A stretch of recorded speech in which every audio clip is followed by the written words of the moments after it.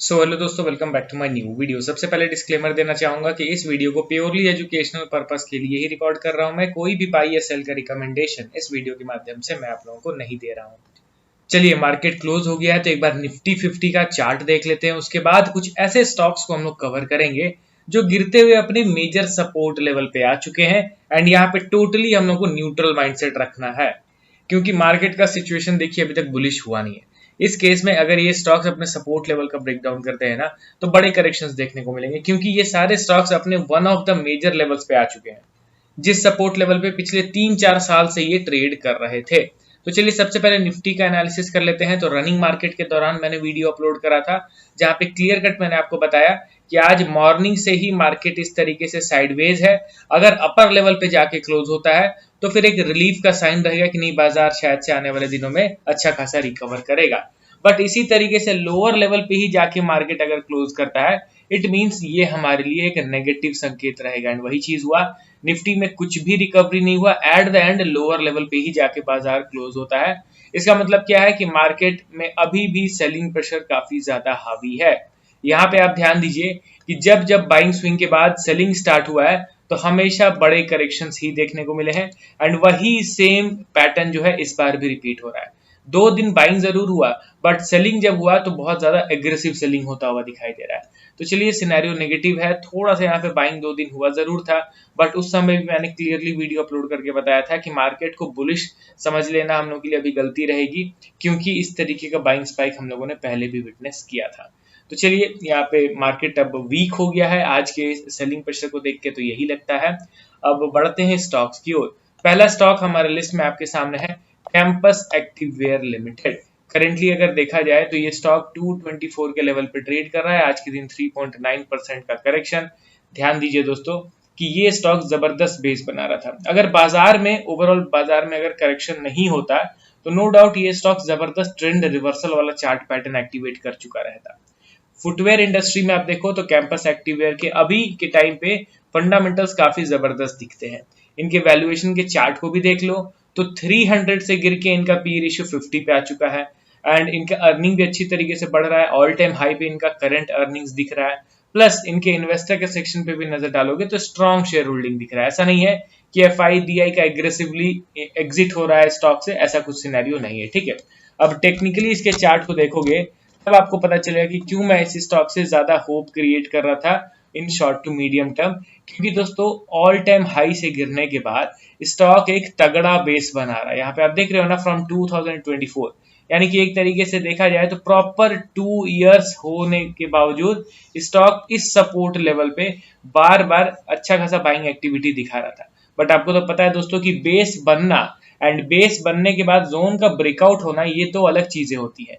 Stock base तो बनाता है, बट उस जोन का ब्रेकआउट होना भी तो जरूरी है ना। कोई स्टॉक अगर नीचे गिरा है, ठीक है, उसके बाद वो बेस बनाएगा। चलिए, वेल एंड गुड, यहाँ पे होप क्रिएट हो रहा है कि शायद से स्टॉक आने वाले दिनों में रिवर्स करेगा। बट इस जोन का, इस बेस का ब्रेकआउट होना जरूरी है, तब जाके प्रॉपर कंफर्मेशन मिलता है कि हाँ भाई स्टॉक बुलिश हो गया। यहाँ पे बेस तो जरूर बनना स्टार्ट हुआ, बट बेस का ब्रेकआउट तो हुआ नहीं। बेस के ब्रेकआउट के लिए रिसेंट रेजिस्टेंस का ब्रेकआउट होना जरूरी है।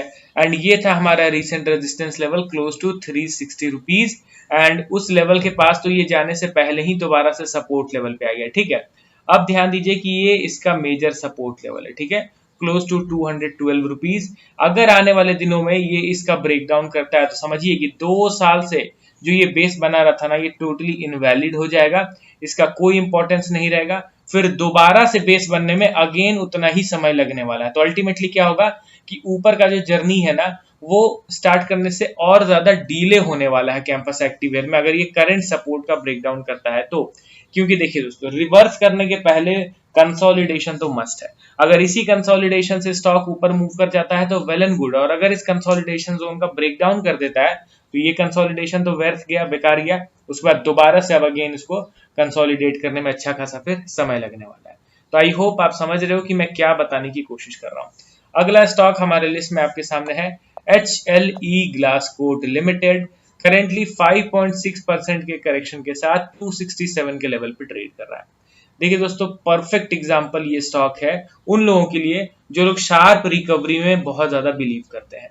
ये स्टॉक भी ऑल टाइम हाई से बहुत ज्यादा करेक्ट हुआ था एंड करेक्ट होने के बाद लोअर लेवल से शार्प रिकवरी आया एंड ये रिकवरी दोस्तों छोटा मोटा नहीं था, 20% 50% का नहीं था बल्कि 200% का था। जी हाँ दोस्तों, लोअर लेवल से 200% स्टॉक 90 डिग्री में मूव करता है एंड मैंने आपको क्या बताया कि फर्स्ट बाइंग में हम लोगों को टोटली इग्नोर करना रहता है, वो गिरेगा, गिरने के बाद जब सेकंड बाइंग होगा ना without breaking its previous low, तब जाके उस सेकंड बाइंग को हम लोग को प्रेफर करना पड़ता है। एंड एक्चुअली ग्लासकोट में वो सेकंड बाइंग तो हुआ ही नहीं, फर्स्ट बाइंग ही इतना तेज हुआ कि जो लोग पेशेंस भी दिखा रहे थे वो लोग भी कहीं ना कहीं फोमो बाइंग करके बैठ चुके थे। यहाँ पे अगर मैं इसके चार्ट को ओपन करूं तो आपको दिखेगा कि ऑल टाइम हाई से सबसे पहला चीज कितना करेक्शन हुआ। देखिए अगर मैं परसेंटेज वाइज मेजर करूं तो ऑलमोस्ट 85%। एंड आपको मैं कई बार बता चुका हूं कि अगर 85 जितना बड़ा करेक्शन हो रहा है तो वहां पे उसको रिवर्स करने के पहले एटलीस्ट 1.5 से 2 साल तक कंसोलिडेशन रिक्वायर्ड है, जो चीज कैंपस एक्टिववेयर में करंटली हो रहा है। एंड कंसोलिडेशन के बाद उस जोन का ब्रेकआउट देगा तब रिवर्सल एक्सपेक्ट किया जाएगा, नहीं तो स्टॉक में शार्प बाइंग होता है उसके बाद नीचे गिर के अगेन सेकंड टाइम बाइंग होता है, तो इस कंडीशन में भी उसको रिवर्सल कंसीडर किया जा सकता है। यही दो केसेस होंगे दोस्तों, एक डाउन ट्रेंड से अप ट्रेंड में कन्वर्ट होने के लिए। अब इन दोनों में कोई भी कंडीशन यहाँ पे मीट नहीं किया, कंटिन्यूअस सेल ऑफ हुआ, सेल ऑफ होने के बाद without spending any much time stock में इंस्टेंट बाइंग स्टार्ट हो गया एंड यहां से यहां तक में स्टॉक 200% ऊपर उठ गया था दोस्तों।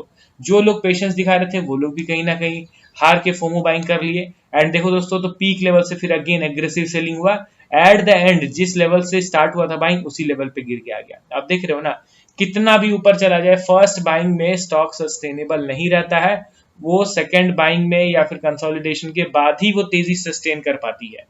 ठीक है, तो ये सारे लर्निंग्स आप लो दोस्तों ताकि अगली बार से आप कुछ स्टॉक्स में ट्रैप ना हो जाओ। अगला स्टॉक हमारे लिस्ट में आपके सामने है फाइन ऑर्गेनिक इंडस्ट्रीज लिमिटेड। इसको तो मैंने शायद से कल परसों भी कवर किया था, ये बताते हुए कि बीच बीच में बाइंग सेलिंग आता रहेगा बट मेजर ट्रेंड डिसाइड तभी होगा जब ये इस जोन के बाहर निकलेगा तब। अब इस जोन के ऊपर निकलता है well and good, knew all time high उम्मीद किया जाएगा, जोन के नीचे गिरेगा तो फिर फर्दर लोज का क्रिएशन होता हुआ दिखाई देगा।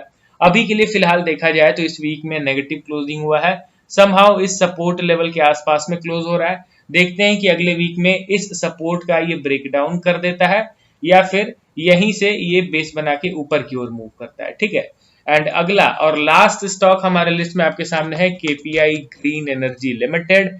यहाँ पे इस स्टॉक को भी थोड़ा सा न्यूट्रल रखिए, अपने मेजर सपोर्ट लेवल पे है एंड इस सपोर्ट लेवल पे 1 साल से ज्यादा हो गए हैं ट्रेड करते हुए एंड अगर इस सपोर्ट का ब्रेकडाउन हुआ तो फिर ये स्टॉक शायद से डायरेक्टली 250 के भाव पे भी आता हुआ दिखाई देगा। Major chart pattern formation is on the way. अब आपको थोड़ा सा पेशेंस रखना है, न्यूट्रल माइंडसेट रखना है, अल्टीमेटली मैं ये कहने की कोशिश कर रहा हूँ। ठीक है, क्योंकि बाजार का ट्रेंड अगर बुलिश रहता ना तो शायद से ये स्टॉक अपने सपोर्ट को सर्वाइव करके ऊपर की ओर रेजिस्टेंस ब्रेकआउट देने की कोशिश करते हैं, बट ओवरऑल मार्केट का सिनेरियो भी नेगेटिव है। उस कंडीशन में मैं वीक स्टॉक्स को बुलिश बनता देख लूं, इसके चांसेस कम रहेंगे। ठीक है, तो मिलता हूं अब नेक्स्ट वीडियो में कुछ अन्य स्टॉक्स को ऐड करके। Okay then, bye bye.